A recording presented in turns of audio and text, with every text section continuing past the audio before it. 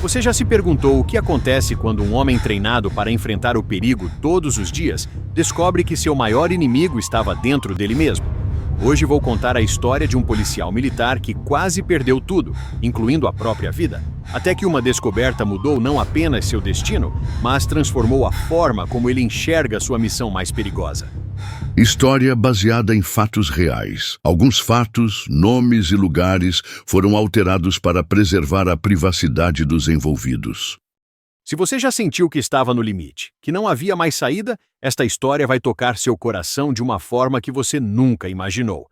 E eu garanto que o final vai surpreender você completamente. Meu nome é Sandro, e por 15 anos vesti a farda da Polícia Militar do Estado de São Paulo. 15 anos patrulhando as ruas mais violentas da maior metrópole do país, enfrentando o crime organizado que cresce como uma hidra, corte uma cabeça e duas nascem no lugar. Por 15 anos acordei todos os dias sabendo que talvez não voltaria para casa, mas o que ninguém me disse é que o verdadeiro campo de batalha não estava nas ruas, estava dentro da minha própria mente. A sirene estridente corta o silêncio da madrugada paulistana como uma lâmina afiada. São 3 da manhã e minha viatura acelera pelas ruas desertas do centro da cidade, as luzes vermelhas e azuis pintando as fachadas cinzentas dos prédios como pinceladas de sangue e gelo. Meu coração bate num ritmo que já não consigo mais controlar. Não é a adrenalina do trabalho, é algo diferente, algo que vem crescendo dentro do meu peito como um tumor silencioso. Atenção todas as viaturas. Temos um 157 em andamento na Rua Augusta, altura do número X. Suspeitos armados, pelo menos 3 elementos. A voz metálica do rádio ecoa no interior da viatura, mas minha mente parece estar envolta em algodão. Minha respiração fica pesada, minhas mãos começam a tremer imperceptivelmente enquanto seguro o volante. Meu parceiro, Sargento Rodrigues, me olha de soslaio. Seus olhos experientes captam algo que eu ainda tento esconder. Tudo bem aí, Sandro? Sua voz carrega aquela preocupação paternal que desenvolve depois de 20 anos na corporação. Tudo certo, sargento. Minha voz sai mais tensa do que eu gostaria. Uma mentira que já se tornou automática, como verificar a arma antes de sair da viatura. Chegamos ao local em menos de 5 minutos. O estabelecimento comercial, uma loja de eletrônicos, tem as luzes internas ainda acesas, mas a porta principal está entreaberta de forma suspeita. 2 homens magros, usando bonés e jaquetas escuras, saem correndo pela lateral do edifício carregando uma sacola pesada. É a cena que vivi centenas de vezes, mas hoje algo é diferente. Meu coração dispara como um motor desregulado. As mãos tremem tanto que preciso apoiá-las no capô da viatura para me firmar. O suor escorre pela minha testa mesmo com o frio da madrugada paulistana. A visão fica turva, como se alguém tivesse colocado um filtro embaçado na minha frente.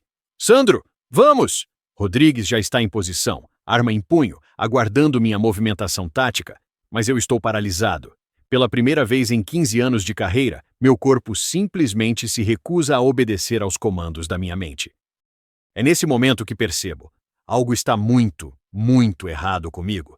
Os suspeitos desaparecem na escuridão da madrugada enquanto eu luto contra meu próprio corpo. Rodrigues toma a frente da operação, coordena com as outras viaturas, faz o trabalho que deveria ser nosso. Eu fico ali, encostado na viatura, tentando controlar a respiração que parece querer escapar dos meus pulmões como um pássaro desesperado. Ataque de pânico.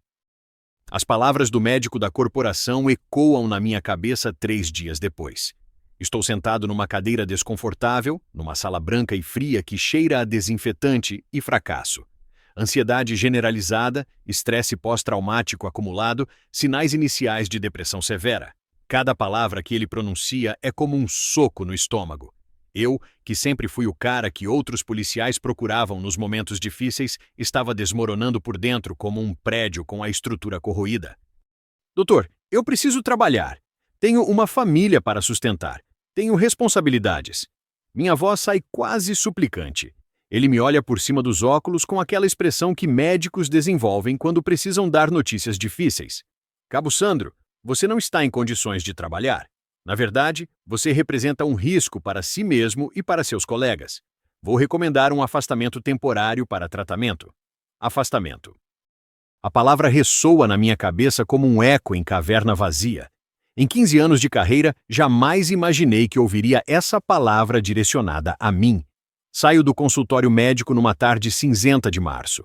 São Paulo está naquele seu humor melancólico típico do outono, o céu carregado de nuvens densas que parecem sugar a cor de tudo ao redor. Caminho pelas ruas do centro sem destino, ainda vestindo o uniforme que sempre foi minha segunda pele, mas que agora parece pesar toneladas nos meus ombros. As pessoas passam por mim apressadas, cada uma carregando seus próprios fardos invisíveis.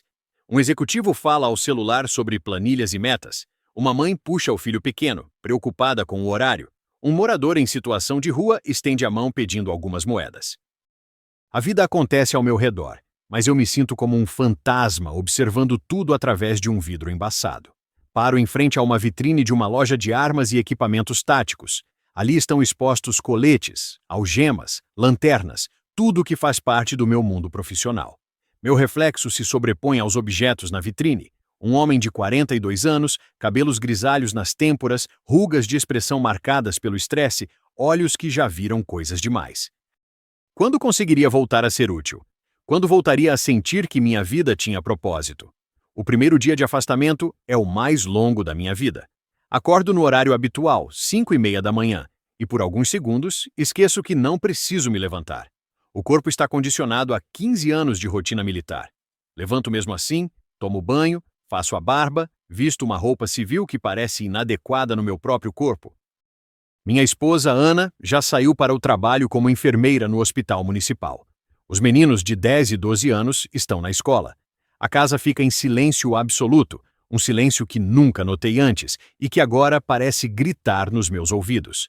Sento na varanda dos fundos da nossa casa simples na zona leste de São Paulo, segurando uma xícara de café que esfria sem que eu perceba. O quintal pequeno tem algumas plantas que Ana cuida com carinho, rosas, samambaias, uma pequena horta com temperos. Sempre achei que eram apenas plantas. Hoje, neste silêncio assombrado, percebo que são vida pulsando, crescendo, se renovando. Por que não consigo me sentir vivo como elas? O telefone toca, quebrando meus pensamentos. É meu irmão Miguel do interior. E aí, mano? Como você está? Estou bem, Miguel. Mais uma mentira automática. Ana me contou sobre o afastamento. Cara, você precisa de uma folga mesmo. Já pensou em vir passar uns dias aqui no sítio? O ar puro, a tranquilidade, vai te fazer bem. Miguel sempre foi o oposto de mim. Enquanto eu escolhi a vida urbana e a adrenalina da corporação, ele optou pela simplicidade do interior. Tem um pequeno sítio a 200 quilômetros de São Paulo, cria algumas cabeças de gado, planta milho e feijão. É 3 anos mais novo que eu, mas sempre pareceu mais sábio. Não sei, Miguel. Tenho que pensar no tratamento aqui, nas consultas médicas. Mano, o que você mais precisa agora é descansar a mente. E outra coisa. Ele faz uma pausa, como se estivesse escolhendo as palavras cuidadosamente. Tem uma igreja aqui na cidade que eu frequento. Nada forçado, mas talvez você possa acompanhar. Às vezes a gente precisa de algo maior que nós mesmos para encontrar a paz. Igreja. Fazia anos que não pisava numa igreja, desde o casamento do primo há 5 anos. Sempre achei que religião era para pessoas fracas, pessoas que precisavam de muletas emocionais. Eu tinha minha força, minha disciplina militar, minha arma, ou pelo menos pensava que tinha. Deixa eu conversar com a Ana e te falo, tá bem? Tudo bem, mano, mas sabe que você é sempre bem-vindo aqui. Desligo o telefone e volto a ficar sozinho com meus pensamentos.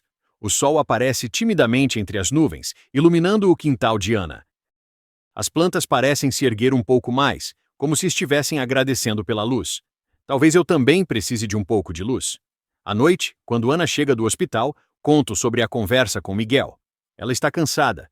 Plantão de 12 horas cuidando de pessoas que chegam em estado crítico. Mas seus olhos se iluminam quando menciono a possibilidade de uma viagem.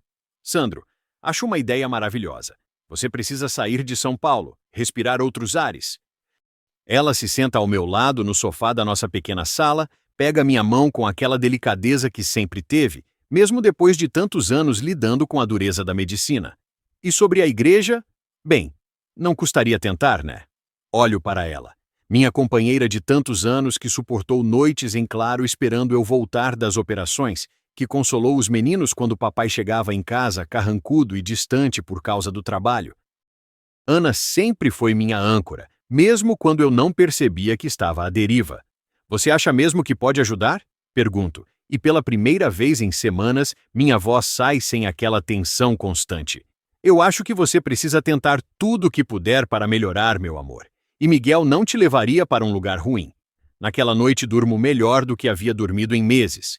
Talvez seja a perspectiva de uma mudança, ou talvez seja apenas o alívio de ter uma decisão tomada. Acordo na manhã seguinte com uma sensação diferente no peito. Não é exatamente esperança, mas também não é o desespero que vinha me acompanhando. Ligo para Miguel. Posso ir amanhã? Claro, mano. Te espero na rodoviária às 2 da tarde. Vai ver como o interior vai te fazer bem. Preparo uma mala pequena, roupas simples, alguns remédios que o médico prescreveu, um livro que nunca consegui terminar. Ana me ajuda, arrumando tudo com o cuidado de sempre. Vai dar tudo certo, Sandro. Ela me abraça forte antes de eu sair para pegar o ônibus. Você é mais forte do que imagina? Forte. Por tantos anos acreditei que força era não demonstrar fraqueza, não pedir ajuda, resolver tudo sozinho. Agora, sentado no ônibus que me leva para longe da cidade que quase me destruiu, começo a suspeitar que talvez força seja justamente o contrário, ter coragem de admitir que preciso de ajuda. A paisagem urbana de São Paulo vai gradualmente dando lugar ao interior paulista. Prédios enormes se transformam em casas pequenas, que se transformam em plantações, que se transformam em pastagens verdejantes pontilhadas por algumas cabeças de gado. O céu, que em São Paulo sempre parece apertado entre os edifícios, aqui se abre amplo e azul, com nuvens brancas que parecem algodão espalhado por uma criança. À medida que nos afastamos da capital, sinto algo se afrouxando no meu peito, como se uma corda que estivesse esticada há anos finalmente encontrasse folga. Miguel me espera na pequena rodoviária da cidade, com aquele sorriso largo que sempre teve. Bronzeado do sol do campo, usando uma camisa simples e jeans desbotado, ele parece carregar uma paz que há muito tempo não vejo em ninguém. Bem-vindo ao interior, mano. Ele me abraça forte. Preparado para descobrir que existe vida além da selva de pedra? Rimos juntos pela primeira vez em meses. É um riso genuíno, que nasce lá do fundo do peito e encontra caminho até a superfície sem precisar lutar contra a ansiedade e o medo. O sítio de Miguel é exatamente como eu imaginava. Uma casa simples, mas aconchegante, rodeada por um terreno grande, onde algumas vacas pastam tranquilamente. Tem uma varanda ampla com cadeiras de balanço voltadas para o pôr do sol, uma cozinha que cheira a comida de verdade, quartos simples, mas limpos. Esse vai ser seu quarto. Miguel abre a porta de um cômodo pequeno, mas acolhedor.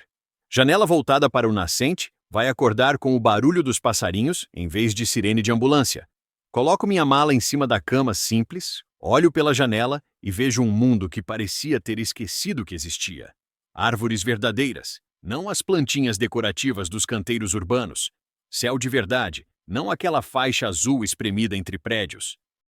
Silêncio de verdade, não a ausência momentânea de barulho que caracteriza São Paulo. Miguel, posso te perguntar uma coisa? Claro, mano. Você sempre foi religioso. Faço a pergunta com cuidado, não querendo soar desrespeitoso. Ele se senta numa cadeira velha, mas confortável. Olha para o horizonte onde o sol começa a se inclinar. Não sempre. Na verdade, comecei a frequentar a igreja há uns 5 anos, quando a Maria passou por um período difícil na gravidez do último filho. Foi numa dessas situações que você se vê pequeno diante de algo muito maior que você. Miguel e Maria têm 3 filhos, todos nascidos aqui no interior. Uma família simples, mas unida, que sempre pareceu ter algo que eu não conseguia identificar. E funcionou? Funcionou no sentido de que encontrei uma paz que não sabia que existia. Não é que todos os problemas desapareceram, mano, mas é como se eu tivesse ganhado uma força para enfrentar as coisas de outro jeito. Passamos o resto da tarde conversando na varanda, vendo o sol se pôr num espetáculo de cores que São Paulo não oferece. Laranja, rosa, violeta, dourado, uma pintura que muda a cada minuto e que me faz lembrar que existe beleza no mundo, mesmo quando nossa mente insiste que só há escuridão. À noite, Maria prepara um jantar simples, mas delicioso. Galinha caipira com quiabo, arroz feito no fogão a lenha, feijão temperado com louro colhido na horta. Comemos na mesa da cozinha, conversando sobre assuntos simples, a época de plantio, os filhos, algumas fofocas da cidade pequena. É durante essa conversa despretensiosa que percebo algo extraordinário. Há 2 horas que não penso em trabalho, em crime organizado, em perigo, em ansiedade. Pela primeira vez em meses, minha mente está simplesmente em paz. Durmo naquela primeira noite como não dormia há anos. Sem pesadelos com tiroteios, sem despertar de madrugada em estado de alerta, sem a sensação de que algo terrível está prestes a acontecer. Acordo com o som dos pássaros, bem-te-vis, sabiás, canários, uma sinfonia natural que minha mente urbana havia esquecido que existia. Miguel bate na porta às 7 da manhã com uma xícara de café forte e fumegante. Dormiu bem, mano. Como um bebê. E não é força de expressão. Fazia tempo que não acordava descansado. O interior tem esse poder. A gente desconecta do ritmo maluco da cidade e se conecta com um ritmo mais natural. Ele se senta na beirada da cama. Hoje é domingo. Que tal conhecer a igreja que te falei? Sinto uma pequena tensão no estômago, mas é diferente da ansiedade que me atormentava em São Paulo. É mais como o nervosismo de quem vai conhecer algo novo. Como é a igreja? Simples. O Padre João é um cara muito especial. Fala de um jeito que todo mundo entende. E a comunidade é acolhedora. Nada de julgamento. Só pessoas normais buscando algo maior. Visto uma roupa simples, calça jeans e camisa social, e acompanho Miguel até a igreja no centro da pequena cidade.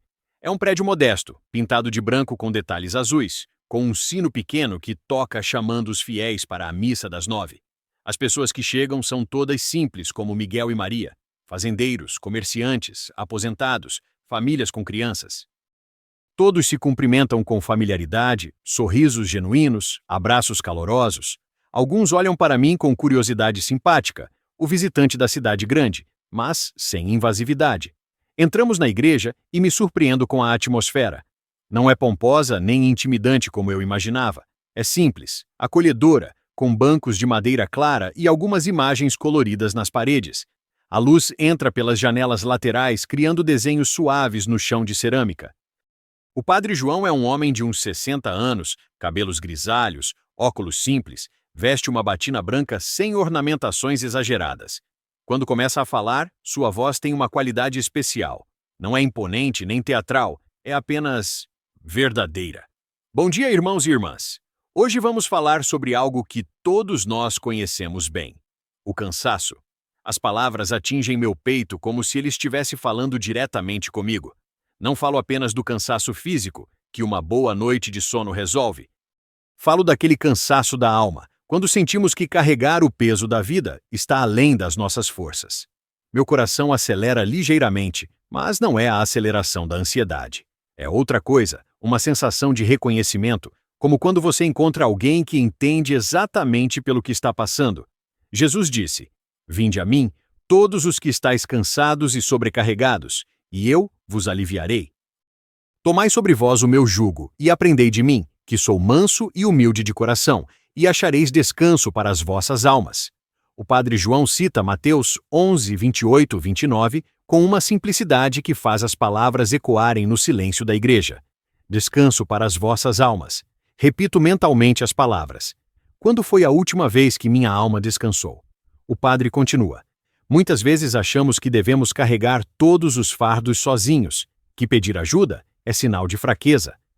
Mas Jesus nos ensina o contrário. Ele nos convida a dividir o peso com ele, não para nos tornar fracos, mas para nos tornar verdadeiramente fortes. Sinto algo estranho acontecendo no meu peito. Uma espécie de aquecimento, como se algo estivesse se derretendo lá dentro. Minhas mãos começam a tremer, mas não é o tremor da ansiedade. É diferente. Quantos de nós tentamos ser heróis da nossa própria história? Quantos achamos que nossa força é suficiente para enfrentar todos os inimigos, externos e internos, que aparecem no nosso caminho? Cada palavra parece ter sido escolhida especificamente para mim. Como se, de alguma forma impossível, este homem simples numa cidade pequena conhecesse cada detalhe da minha luta interna. Mas existe um vazio dentro de nós que nenhuma conquista profissional, nenhuma demonstração de força, nenhuma medalha ou reconhecimento consegue preencher. Esse vazio tem o formato exato de Deus, e só Ele pode preenchê-lo completamente. Vazio. A palavra ressoa na minha mente como um sino. Sim, havia um vazio. Sempre houve. Por anos tentei preenchê-lo com trabalho, com adrenalina, com a sensação de estar fazendo diferença combatendo o crime. mas o vazio permanecia, crescendo silenciosamente como um câncer na alma. As lágrimas começam a brotar dos meus olhos sem que eu consiga controlá-las. Não são lágrimas de tristeza, pelo menos não só isso. São lágrimas de reconhecimento, de alívio, de algo que não consigo ainda nomear. Miguel percebe meu estado emocional e discretamente coloca a mão no meu ombro. Um gesto simples, mas que carrega todo o amor fraternal do mundo. O Padre João continua. A conversão não é um evento único, irmãos. É um processo diário de entregar nossos medos, nossas ansiedades, nossos fardos para aquele que tem ombros fortes o suficiente para carregá-los. É escolher, todo dia, confiar em algo maior que nossa própria força. Conversão. Nunca havia pensado nessa palavra aplicada à minha vida. Sempre associei conversão a pessoas que mudavam radicalmente, que largavam tudo para virar missionários ou algo assim. Mas talvez conversão fosse algo mais simples e, ao mesmo tempo, mais profundo. Termino com um convite. Se você está aqui hoje carregando um peso que não consegue mais suportar, saiba que você não precisa carregá-lo sozinho. Jesus não veio para os perfeitos, veio para os cansados, os sobrecarregados, os que reconhecem suas limitações. Quando a missa termina, permaneço sentado no banco por alguns minutos. As pessoas começam a sair, conversando baixinho, cumprimentando umas às outras. O sol da manhã entra pelas janelas, criando desenhos de luz no altar simples. Miguel respeita meu silêncio, fica ao meu lado sem pressionar. Finalmente consigo falar. Miguel, eu acho que preciso conversar com o padre. Ele sorri de um jeito que demonstra que entendeu perfeitamente. Vou te apresentar para ele. O Padre João está na porta da igreja se despedindo dos fiéis quando Miguel nos aproximamos. De perto, ele tem olhos bondosos que parecem enxergar além da superfície das pessoas. Padre, este é meu irmão Sandro, que veio de São Paulo passar uns dias conosco. Seja muito bem-vindo, Sandro. Miguel sempre fala de você com muito carinho. Sua voz tem a mesma qualidade acolhedora que tive durante a missa. Padre, eu gostaria de conversar com o senhor, se for possível. Claro, meu filho. Que tal amanhã, no final da tarde? Posso te receber na casa paroquial. Saímos da igreja e caminhamos até o carro de Miguel em silêncio. Sinto-me diferente, como se algo dentro de mim tivesse se movido de lugar. Não consigo explicar exatamente o que aconteceu naquela igreja simples, mas sei que foi importante. Gostou da missa? Miguel pergunta quando já estamos no carro. Foi impactante. É a única palavra que consigo encontrar. Como se ele estivesse falando diretamente comigo. É assim mesmo. Quando a gente está aberto para ouvir, parece que Deus fala a nossa linguagem. Passamos o resto do domingo em atividades simples. Almoçamos em família, caminhamos pela propriedade, conversamos na varanda. Mas minha mente volta constantemente às palavras do padre. Vinde a mim, todos os que estáis cansados e sobrecarregados. À noite ligo para Ana. Como foi o primeiro dia, meu amor? Diferente do que eu esperava. Melhor. Conto sobre a igreja, sobre as palavras do padre, sobre a sensação estranha, mas boa que senti. Que bom, Sandro. Você parece mais leve até pelo telefone. Ana, posso te perguntar uma coisa? Você acredita em Deus? Ela fica alguns segundos em silêncio. Acredito sim. Talvez não de forma tradicional, mas acredito que existe algo maior cuidando de nós. Por que você pergunta? Hoje eu senti, sei lá, como se talvez houvesse mesmo algo maior. Algo que pudesse ajudar com tudo isso que estou passando. Meu amor, se isso pode te trazer paz, então é uma coisa boa. Você merece encontrar sua paz. Durmo novamente bem naquela noite. Acordo na segunda-feira com uma sensação diferente. Não é ansiedade, mas uma espécie de expectativa positiva. Hoje vou conversar com o padre. Passo o dia ajudando Miguel com pequenos afazeres na propriedade. Consertamos uma cerca, levamos ração para o gado, capinamos a horta. São atividades simples que exigem apenas presença física, deixando a mente livre para processar tudo o que está acontecendo. Às 5 da tarde, Miguel me deixa na casa paroquial, uma construção simples ao lado da igreja, com um jardim pequeno, mas bem cuidado na frente. O Padre João me recebe numa sala modesta, mas aconchegante. Há algumas cadeiras, uma estante com livros, uma imagem de Jesus no quadro na parede. Não um Jesus sofredor na cruz, mas Jesus sorrindo, com braços abertos. Sente-se à vontade, Sandro. Quer um café? Aceitamos um café forte servido numa xícara simples. O padre se senta numa cadeira em frente à minha, sem pressa, esperando eu encontrar as palavras. Padre, eu não sei muito bem por onde começar. Comece por onde se sentir confortável, não há pressa. Então, começo a falar. Conto sobre os 15 anos na polícia militar, sobre o desgaste acumulado, sobre a ansiedade que cresceu até se tornar incontrolável. Falo sobre as noites mal dormidas, sobre o medo constante, sobre a sensação de estar lutando uma guerra que não pode ser vencida. Ele me ouve sem interromper, acenando ocasionalmente com a cabeça, seus olhos transmitindo compreensão sem julgamento. E hoje na missa, as palavras que o Senhor falou foi como se fosse diretamente para mim. Talvez fosse mesmo, Sandro. Às vezes Deus usa nossa voz para falar o que alguém precisa ouvir. Padre, eu sempre achei que religião era para pessoas fracas, pessoas que não conseguiam enfrentar a vida por conta própria. Ele sorri gentilmente. E você descobriu que não é tão forte quanto pensava? A pergunta me pega desprevenido, mas não de forma ofensiva. É uma pergunta honesta que merece uma resposta honesta. Descobri que talvez minha força não fosse suficiente para tudo que estava enfrentando. E isso te incomoda? Incomodava. Agora, não sei. Talvez seja apenas a verdade. O padre João se inclina ligeiramente para a frente. Sandro, posso te contar uma coisa? Alguns dos homens mais fortes que conheci eram policiais, bombeiros, militares. Homens que enfrentam perigos reais todos os dias. E sabe o que percebi neles? Os mais sábios eram justamente aqueles que reconheciam que precisavam de algo maior que sua própria força. Como assim? Sua profissão coloca você em contato constante com o mal, Sandro. Não apenas criminosos, mas o mal em sua forma mais pura, a violência gratuita, a crueldade, a injustiça. Enfrentar isso sozinho, apenas com força humana, é como tentar apagar um incêndio florestal com um copo d'água. As palavras fazem sentido de uma forma que me surpreende. O Senhor está dizendo que eu preciso de ajuda espiritual? Estou dizendo que você precisa de uma fonte de força que não se esgote. E estou dizendo que essa fonte existe. Ficamos alguns minutos em silêncio. Posso ouvir o som distante dos pássaros no jardim, o tic-tac de um relógio antigo na parede. Padre, como é que eu poderia começar a ter fé? A fé não é algo que você conquista, Sandro. É algo que você recebe. É um presente que precisa apenas ser aceito. E como se aceita esse presente? Ele se levanta, vai até a estante e pega uma Bíblia pequena, simples, de capa preta. Que tal começarmos lendo algo juntos? Abre no Evangelho de João, capítulo 14, versículo 27. Deixo-vos a minha paz vos dou. Não vô-la dou como o mundo a dá. Não se turbe o vosso coração, nem se atemorize. Sua voz ao ler é suave, mas as palavras carregam um peso que parece ecoar no meu peito. Paz. Repito a palavra. Faz tanto tempo que não sinto paz de verdade.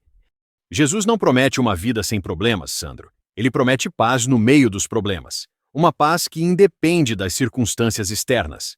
Algo dentro de mim se move novamente, como se uma porta há muito tempo trancada estivesse começando a se abrir. Padre, eu quero essa paz. Não aguento mais viver com esse medo constante, essa sensação de que algo terrível vai acontecer a qualquer momento.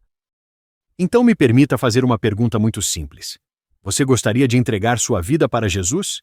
Aceitar que Ele pode cuidar de você melhor do que você consegue cuidar de si mesmo? A pergunta fica no ar entre nós como uma ponte que posso escolher atravessar ou não. Sinto meu coração batendo forte, mas não é a batida irregular da ansiedade. É algo diferente, algo que pulsa com vida.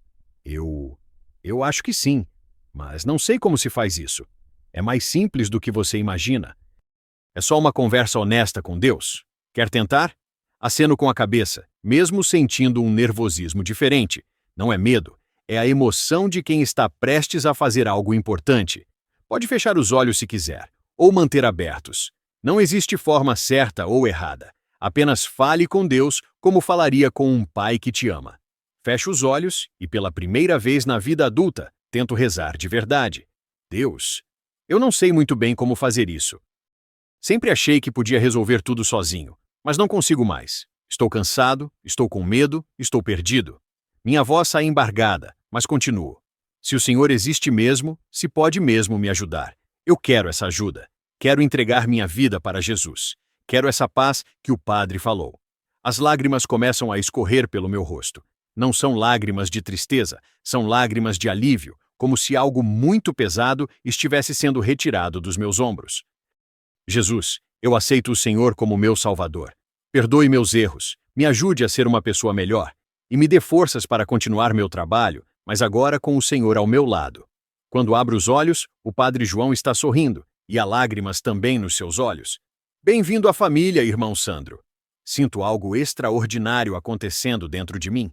É como se uma luz tivesse se acendido num lugar que estava escuro há muito tempo. Não é uma sensação dramática ou espetacular, mas uma sensação profunda de que algo fundamental mudou. É assim que se sente quando a gente se converte? Cada pessoa sente de um jeito, mas o que você está sentindo, essa leveza, essa paz, é muito comum. É o Espírito Santo começando a trabalhar na sua vida. Saio da casa paroquial com a Bíblia pequena que o padre me emprestou. O sol está se pondo, pintando o céu do interior com aquelas cores impossíveis que só existem longe da poluição da cidade grande. Mas hoje, as cores parecem mais vivas, como se eu estivesse vendo com olhos novos. Miguel me espera encostado no carro, e pelo meu rosto ele imediatamente entende o que aconteceu. Como foi? Acho que minha vida acabou de mudar para sempre, mano. Ele me abraça forte, daquele jeito que só irmãos conseguem abraçar. Bem-vindo ao time, Sandro. Naquela noite, ligo para Ana novamente. Sandro, você parece uma pessoa diferente. Sua voz está, não sei, mais leve. Ana, aconteceu uma coisa importante hoje. Eu me converti. Silêncio do outro lado da linha. Não é um silêncio desconfortável, mas o silêncio de quem está processando uma informação importante. Como você se sente? Diferente, mais leve, como se um peso tivesse saído dos meus ombros, e com uma paz que faz tempo que não sentia. Então é uma coisa boa, meu amor. Se está te fazendo bem, é uma coisa boa. Ana, quando eu voltar, gostaria que você conhecesse essa igreja que Miguel frequenta aqui. E talvez possamos procurar uma igreja em São Paulo também. Se é importante para você, é importante para mim também. Os dias seguintes no interior passam de uma forma que eu jamais imaginei. Acordo todos os dias sem aquela sensação de pavor que me acompanhava há meses. Leio a Bíblia nas manhãs tranquilas da varanda, descobrindo versículos que parecem ter sido escritos especificamente para minha situação. Não temas, porque eu sou contigo. Não te assombres, porque eu sou teu Deus. Eu te fortaleço e te ajudo, e te sustento com a destra da minha justiça. Isaías 41:10 se torna meu versículo favorito, uma promessa que repito sempre que sinto a ansiedade tentando voltar. Frequento a igreja com Miguel todas as vezes que há missa ou reunião. O Padre João se torna uma espécie de mentor espiritual, sempre disponível para conversar sobre as dúvidas que surgem nessa nova jornada de fé. Mas talvez a mudança mais importante seja interna. Pela primeira vez em anos, consigo imaginar voltar para São Paulo e retomar meu trabalho como policial sem aquele terror paralisante. Não porque os problemas desapareceram. O crime organizado continua lá, as ruas continuam perigosas, mas porque agora tenho uma fonte de força que não depende apenas de mim. É numa tarde de quinta-feira, quando faltam 3 dias para meu retorno a São Paulo, que tomo a decisão final. Miguel, acho que estou pronto para voltar. Tem certeza? Você pode ficar mais tempo se quiser. Tenho certeza. Não porque não estou gostando daqui, mas porque sinto que preciso voltar. Meu trabalho é importante, é minha missão. Só que agora vou fazer esse trabalho de forma diferente. Como assim? Agora sei que não estou sozinho. E sei que meu trabalho não é apenas combater o crime, é ser um instrumento de Deus para proteger pessoas inocentes. Na minha última missa na pequena igreja do interior, o Padre João fala sobre vocação, como Deus chama cada pessoa para uma missão específica na vida. Alguns são chamados para ensinar, outros para curar, outros para proteger. Não importa qual seja a sua vocação, o importante é exercê-la com amor e com a consciência de que você é um instrumento de algo maior. Ao final da missa, me aproximo dele. Padre, obrigado por tudo. O Senhor mudou minha vida. Não fui eu, Sandro. Foi Deus trabalhando através da nossa conversa. E lembre-se, sua jornada de fé está apenas começando. Em São Paulo vai ser diferente, mais desafiador. Mas você não volta sozinho. Me dá um pequeno crucifixo, para lembrar que Ele está sempre com você, especialmente nos momentos mais difíceis. No meu último dia no sítio, ajudo Miguel com os afazeres pela última vez. Há algo simbólico em plantar sementes de milho, sabendo que não estarei aqui para ver a colheita. É um ato de fé, confiar que algo bom vai crescer mesmo sem minha presença para controlar o processo. Mano, você pode voltar aqui sempre que quiser. Essa sempre vai ser sua casa também. Eu sei. E talvez um dia eu traga Ana e os meninos para conhecerem este lugar. Seria maravilhoso. Na manhã de sábado, faço as malas para voltar a São Paulo. São as mesmas roupas que trouxe há 25 dias. Mas eu sou uma pessoa completamente diferente. Não externamente. Ainda sou o mesmo policial de 42 anos, com os mesmos cabelos grisalhos e as mesmas rugas de expressão. Mas internamente é como se eu tivesse sido reconstruído do zero. O ônibus de volta para São Paulo segue o mesmo percurso da ida, mas na direção contrária. Passo as 2 horas e meia de viagem lendo a Bíblia que o padre me deu de presente e observando a paisagem mudar gradualmente do rural para o urbano. Quando os primeiros prédios de São Paulo aparecem no horizonte, sinto uma pontada de ansiedade. Mas é diferente da ansiedade paralisante que sentia antes. É mais como a tensão normal de quem está prestes a enfrentar um desafio importante. Jesus, eu confio em ti, sussurro baixinho no ônibus. Me ajude a ser o policial que tu queres que eu seja. Ana me espera na rodoviária com um sorriso que revela alívio e curiosidade. Nossa, você realmente está diferente. Ela me abraça forte. Parece mais... não sei como explicar. Mais inteiro. Me sinto mais inteiro mesmo. No caminho para casa, conto detalhes sobre os 25 dias no interior, sobre a conversão, sobre as novas perspectivas que tenho para retomar o trabalho. Sandro, você tem certeza de que quer voltar para a polícia? Depois de tudo que passou? Tenho certeza. Mas vai ser diferente agora. Antes eu achava que era eu contra o mundo. Agora sei que tenho um parceiro muito mais poderoso do que qualquer criminoso. Em casa, os meninos me recebem com a alegria típica de crianças que sentiram falta do pai. Eles percebem que algo mudou, mas não conseguem identificar exatamente o quê. Pai, você parece mais feliz, diz o mais velho, de 12 anos, com aquela percepção aguçada que as crianças têm. Estou mais feliz mesmo, filho, e vou contar para vocês o porquê. Naquela noite, reúno a família na sala e conto sobre minha experiência de fé. Falo de forma simples, adaptada para que os meninos entendam, sobre como conheci Jesus e como isso mudou minha perspectiva sobre tudo. Isso quer dizer que vamos ter que ir à igreja todo domingo? Pergunta o menor, de 10 anos, com aquela honestidade brutal das crianças. Ana e eu rimos. Significa que vamos tentar conhecer mais sobre Deus em família.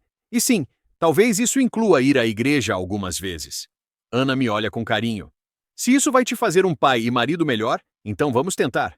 Na segunda-feira, retorno ao batalhão para os exames médicos que vão determinar minha aptidão para voltar ao trabalho. O médico da corporação, o mesmo que havia diagnosticado minha condição um mês antes, fica visivelmente surpreso com meu estado. Cabo Sandro, seus índices de ansiedade diminuíram drasticamente. Como você se sente em relação a voltar ao trabalho operacional? Doutor, me sinto preparado. Não porque os problemas desapareceram, mas porque agora tenho recursos internos para lidar com eles de forma diferente. Que tipo de recursos? Fé, doutor. Encontrei uma fonte de força espiritual que está me ajudando a enfrentar as dificuldades. Ele anota algo no prontuário. Bem, os dados objetivos confirmam sua percepção subjetiva. Vou liberar você para retorno gradual às atividades operacionais, começando com patrulhamento diurno em áreas de menor risco. Liberado para voltar ao trabalho. Na quinta-feira seguinte, visto novamente o uniforme da Polícia Militar. Mas hoje é diferente.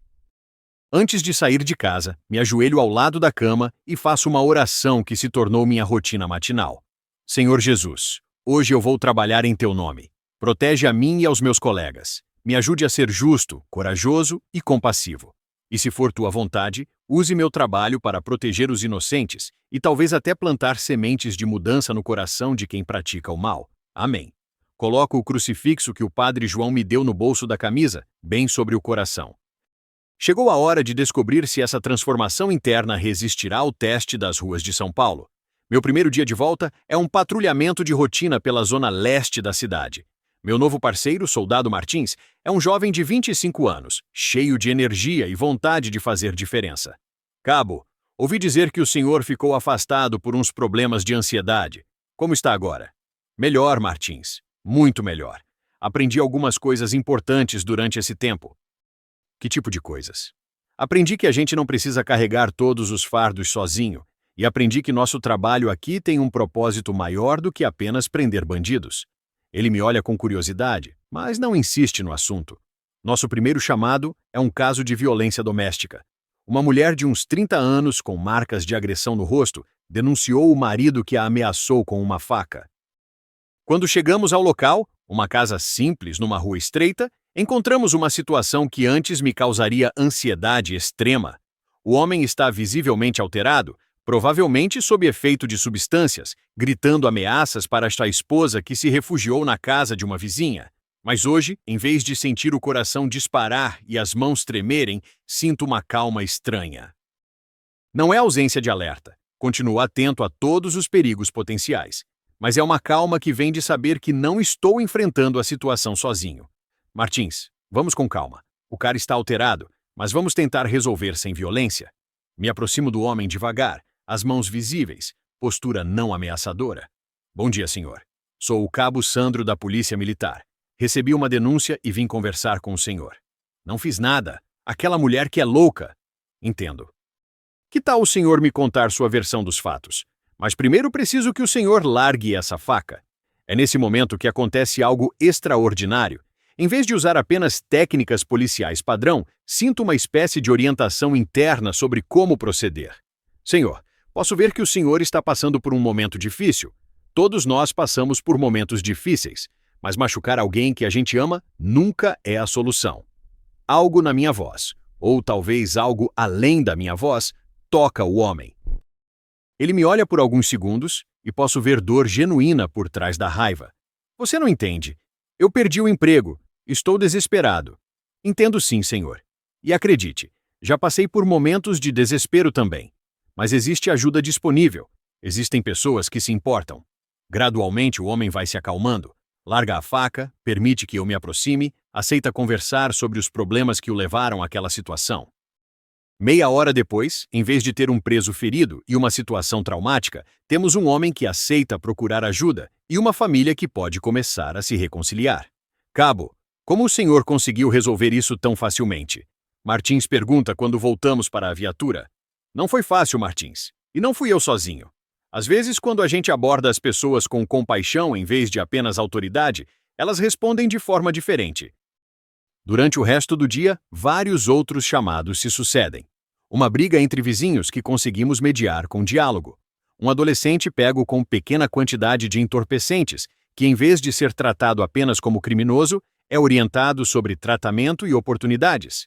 Em cada situação, sinto aquela orientação interna que me ajuda a enxergar além da superfície dos problemas. Não é que ignoro os perigos ou deixo de seguir os protocolos de segurança. Mas é como se tivesse ganhado uma perspectiva mais ampla sobre cada pessoa com quem interajo. No final do expediente, Martins comenta: Cabo, foi o dia mais tranquilo que já tive na corporação e, ao mesmo tempo, sinto que fizemos mais diferença do que em dias cheios de ocorrência. É porque fizemos nosso trabalho de forma completa, Martins. Não apenas reprimimos problemas, tentamos ajudar a resolvê-los. Chego em casa naquela noite com uma sensação que não experimentava há anos. A sensação de que meu trabalho tem significado real, de que sou um instrumento para o bem. Ana percebe imediatamente. Como foi o primeiro dia de volta? Diferente. Muito diferente. Melhor. Você parece, como posso dizer, mais conectado com seu propósito. É exatamente isso. Agora entendo que meu trabalho não é apenas uma profissão, é uma vocação. Nos dias que se seguem, estabeleço uma nova rotina. Acordo meia hora mais cedo para ler a Bíblia e fazer uma oração antes de ir trabalhar. Durante o expediente, sempre que sinto ansiedade ou estresse começando a se formar, faço uma pequena oração silenciosa, pedindo orientação e tranquilidade. E algo extraordinário começa a acontecer. Outros policiais começam a notar a mudança. Sandro, você está diferente, comenta o sargento Rodrigues numa tarde de patrulhamento. Mais calmo, mais centrado. O que houve? Encontrei uma fonte de força que não conhecia antes, sargento. Que tipo de fonte?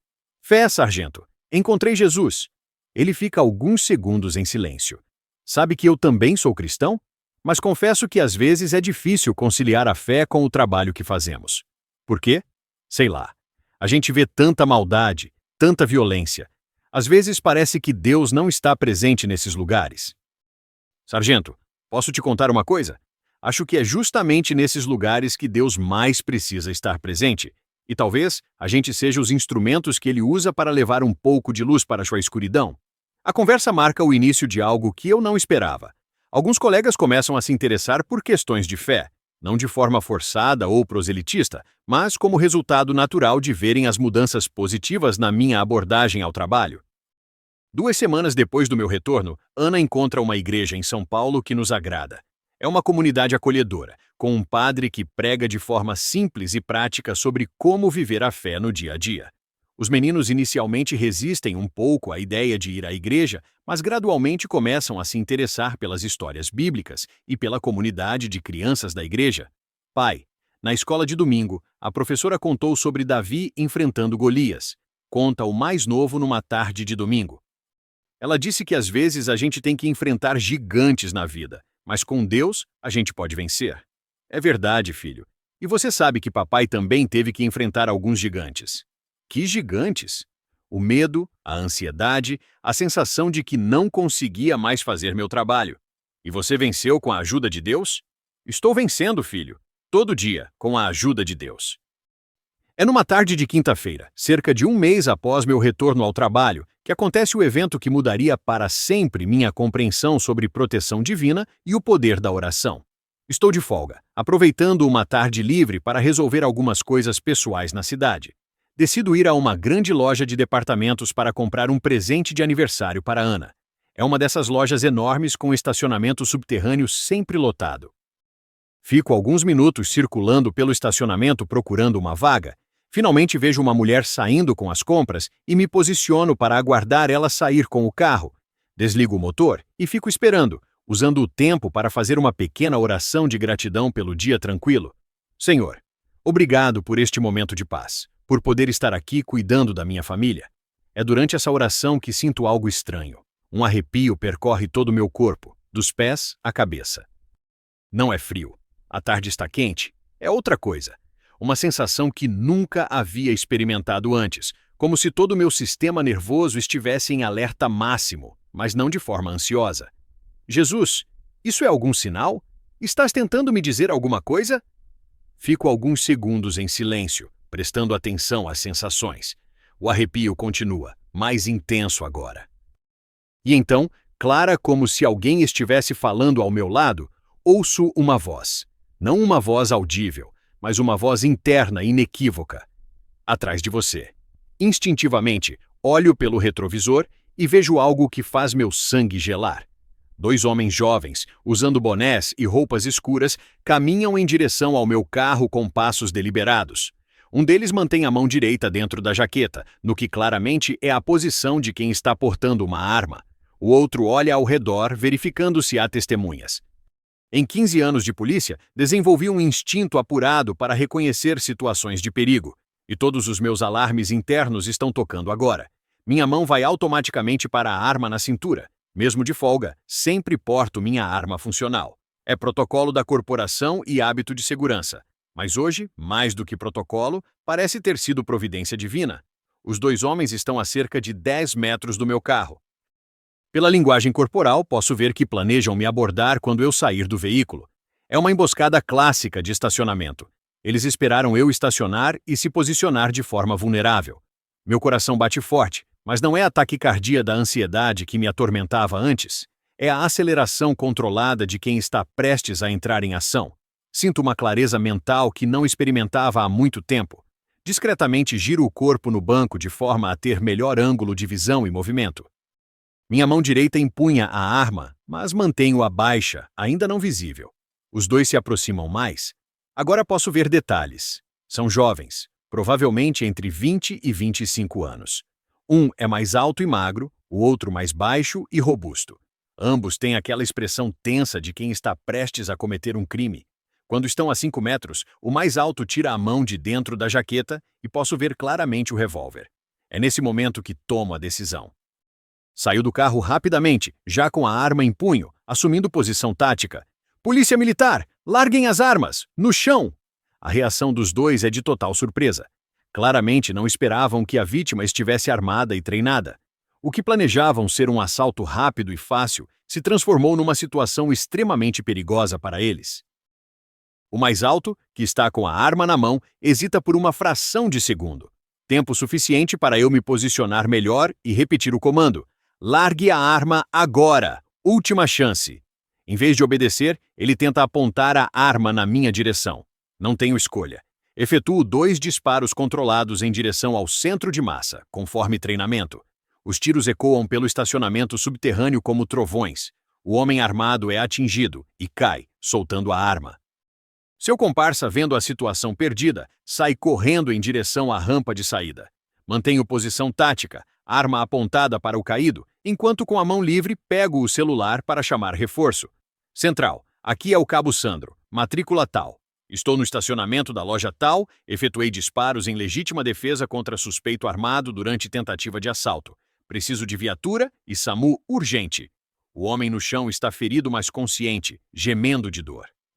Aproximo-me com cuidado, chuto a arma dele para longe, verifico se não há outras armas escondidas. Calma, rapaz. O SAMU está vindo. Você vai ficar bem se colaborar. Nos 5 minutos que levo esperando o reforço chegar, fico pensando no que acabou de acontecer.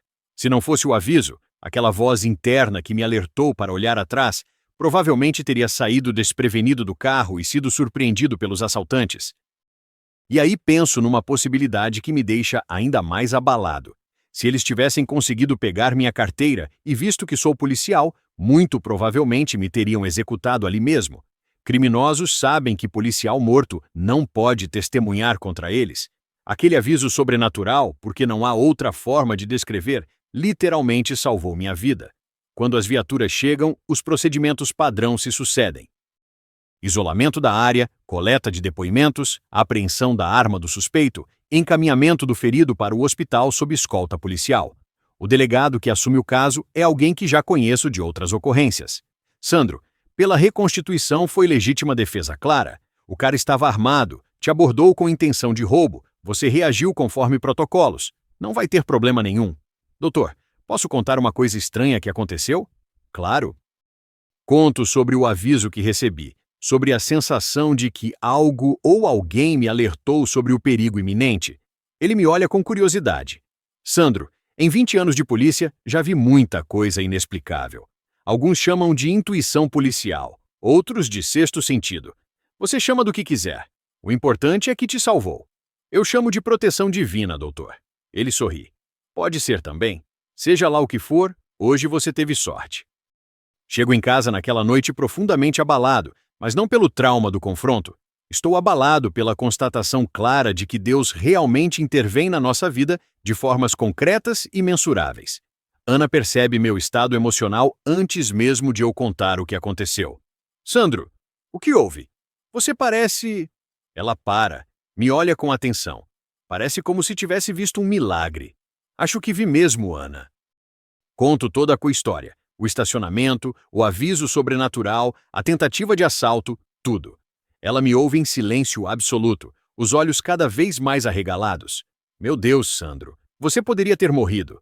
Poderia, mas não morri. E não foi coincidência.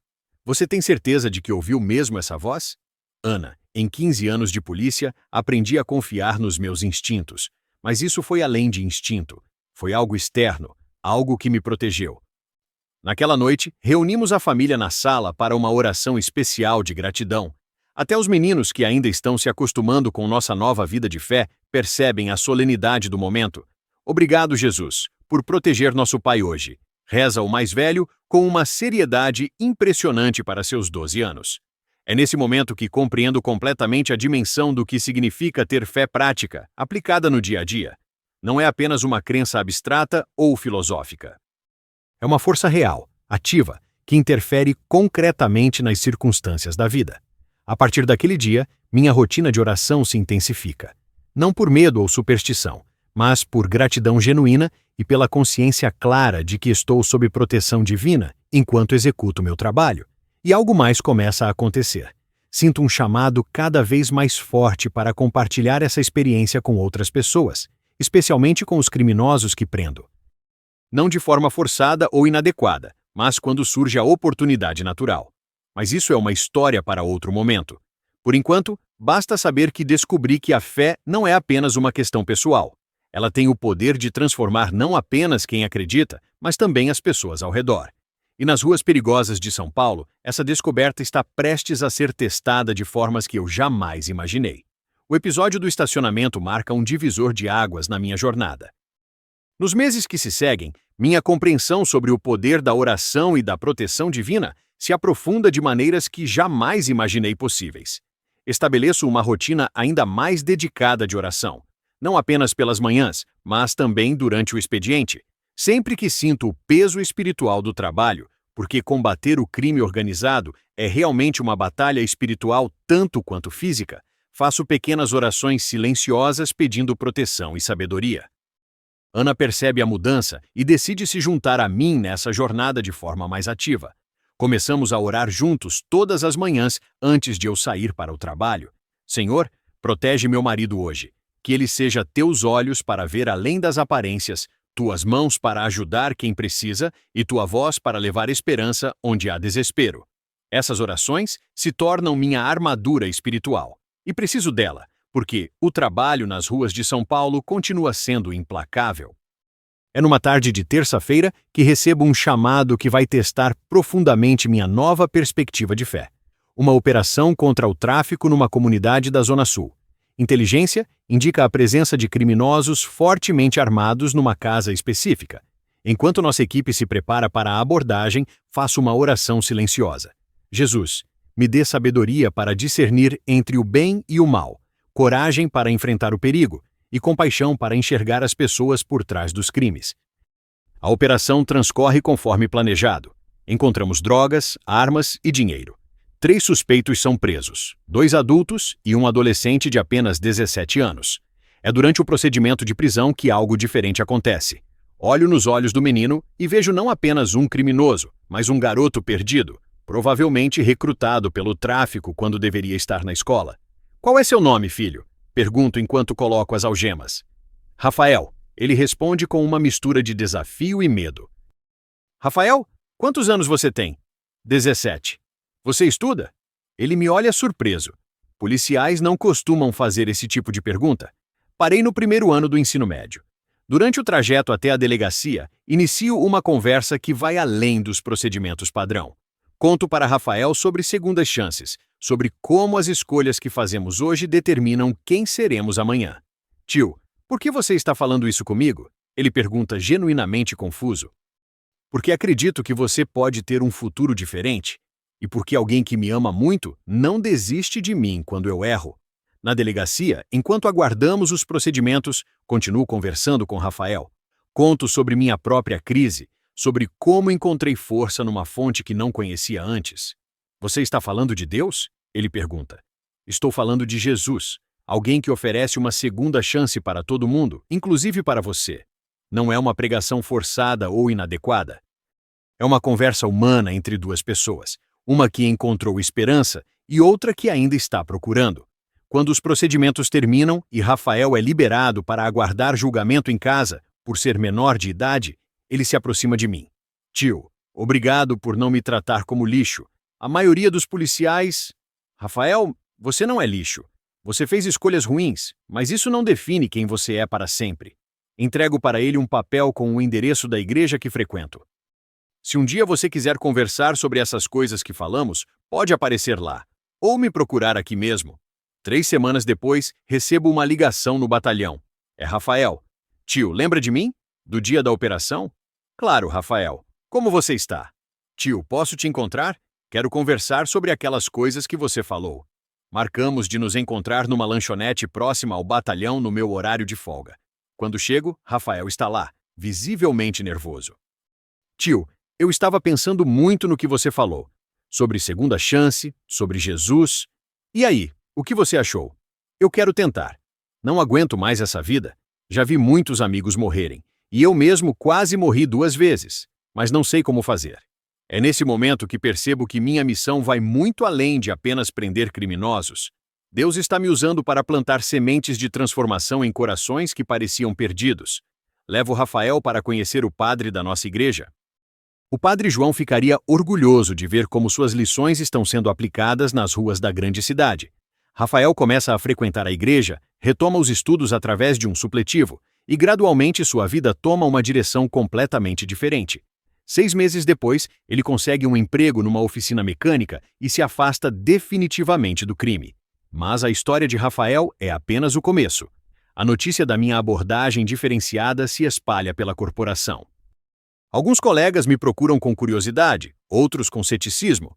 O capitão Ferreira, comandante do batalhão, me chama para uma conversa. Sandro, tenho recebido relatos sobre sua forma peculiar de lidar com presos. Meu coração acelera. Será que estou tendo problemas por causa da minha fé? Como assim, capitão? Relatos de que você conversa com ele sobre religião, que trata criminosos com uma humanidade, digamos, não convencional. Capitão, sempre mantenho os protocolos de segurança. Apenas acredito que podemos plantar sementes de mudança enquanto fazemos nosso trabalho. Ele me observa por alguns segundos. Sandro, seus índices de reincidência são os menores do batalhão.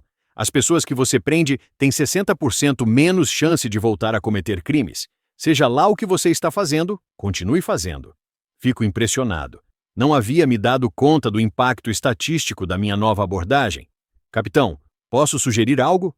Fale. Que tal organizarmos algumas palestras sobre humanização do atendimento policial? Não necessariamente falando de religião, mas sobre como a compaixão pode ser uma ferramenta eficaz no nosso trabalho? Interessante.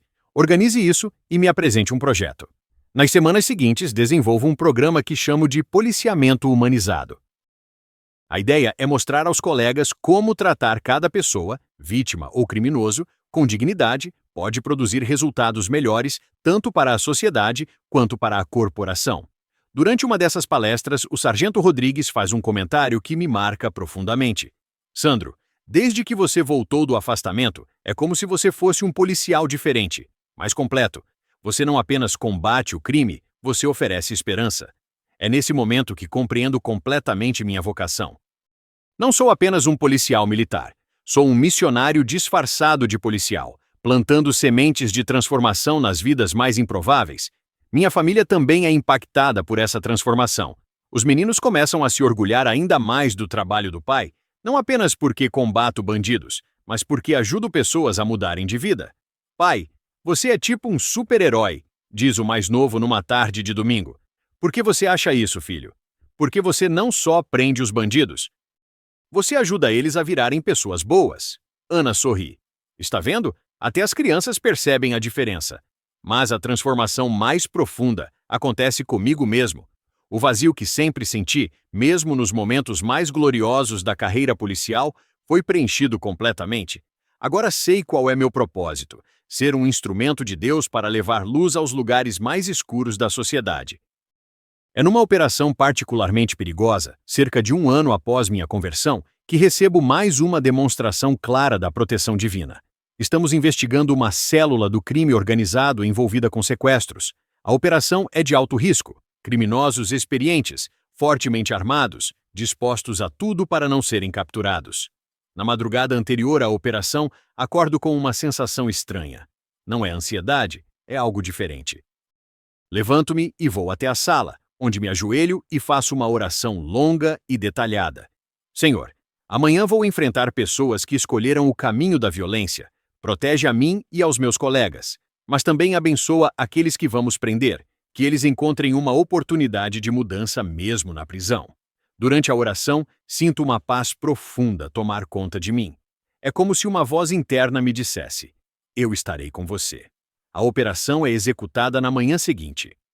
Quando nossa equipe invade o cativeiro onde a vítima está sendo mantida, encontramos uma situação caótica.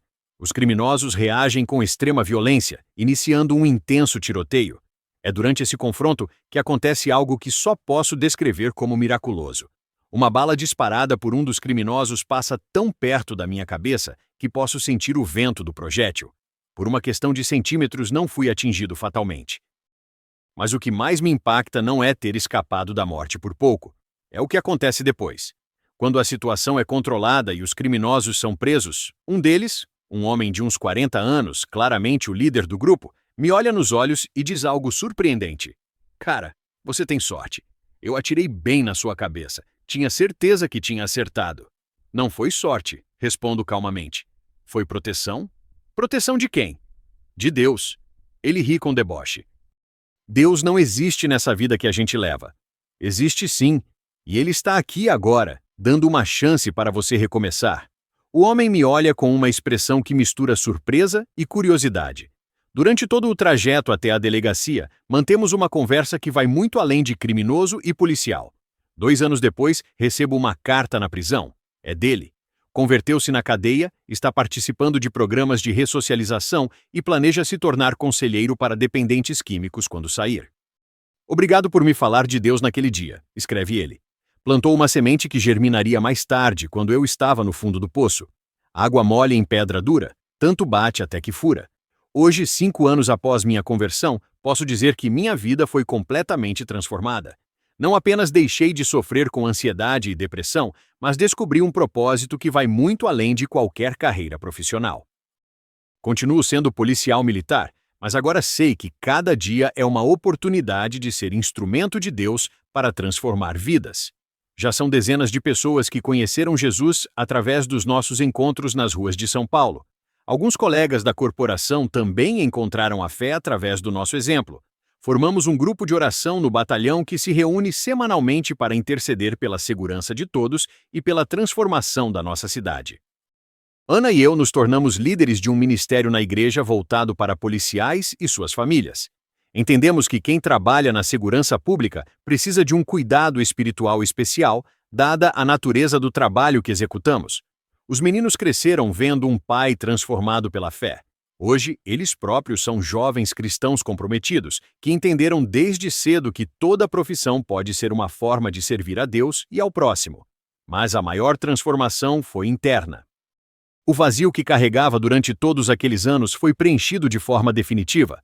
Descobri que nenhuma medalha, nenhum reconhecimento profissional, nenhuma conquista material pode preencher o espaço que só Deus pode ocupar em nossos corações. Hoje, quando acordo todas as manhãs para enfrentar as ruas perigosas de São Paulo, não sinto mais medo, sinto uma missão. Cada criminoso que prendo é uma oportunidade de plantar uma semente de esperança.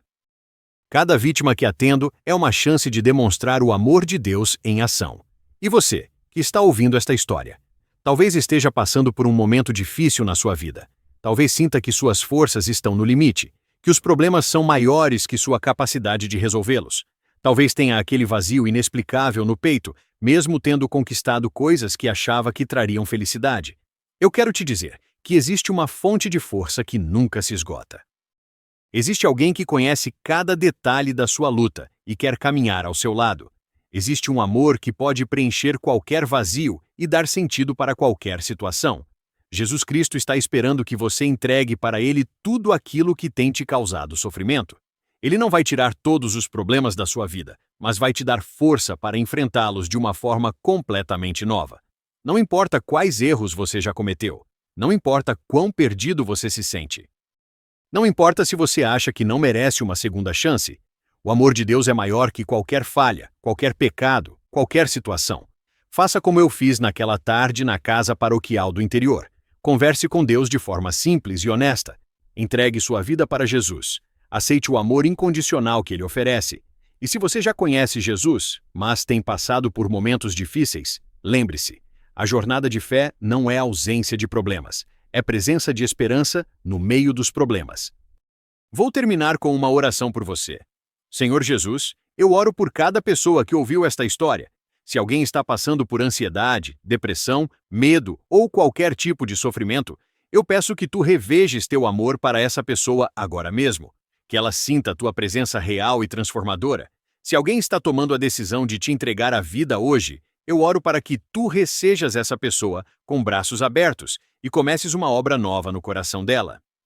Protege todas as famílias, abençoa todos os lares e usa cada história de transformação para tocar mais vidas.